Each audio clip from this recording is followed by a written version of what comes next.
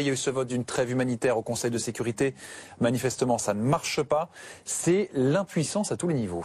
Oui, impuissance des Nations Unies qui ont pourtant voté une résolution soutenue par la Russie, qui ne s'est pas abstenue, qui n'a pas mis son veto. La Russie qui soutient, mais qui continue à laisser son allié de Damas, le régime de Bachar el-Assad, bombarder cette enclave qui est le dernier fief rebelle au régime de Damas. Ça se trouve à quelques kilomètres à peine du palais présidentiel où se trouve Bachar el-Assad.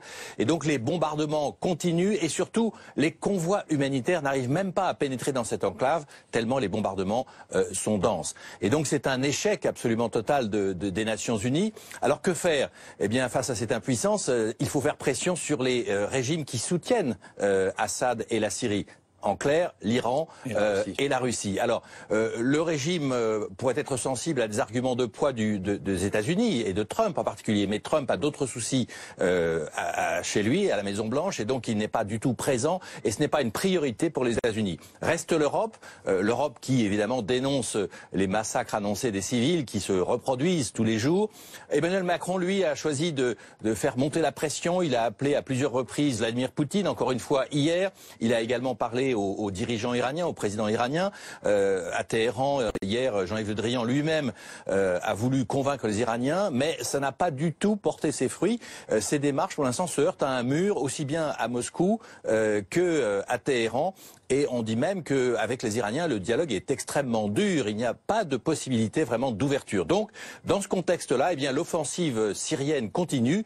On est passé des bombardements aériens très durs, très violents, à l'offensive donc sur le terrain avec les forces d'élite du régime de Damas qui progressent, et d'ailleurs plus d'un tiers de l'enclave de la Ghouta juste à côté de Damas dans la banlieue a déjà été reconquise, et donc cette progression se poursuit, mais on va entrer, je dirais, dans la bataille cruciale d'ici quelques jours lorsque les troupes de Damas seront face aux groupes islamistes qui sont très importants en nombre, puisqu'on parle de plusieurs milliers de combattants, de 9 à 15 000 combattants.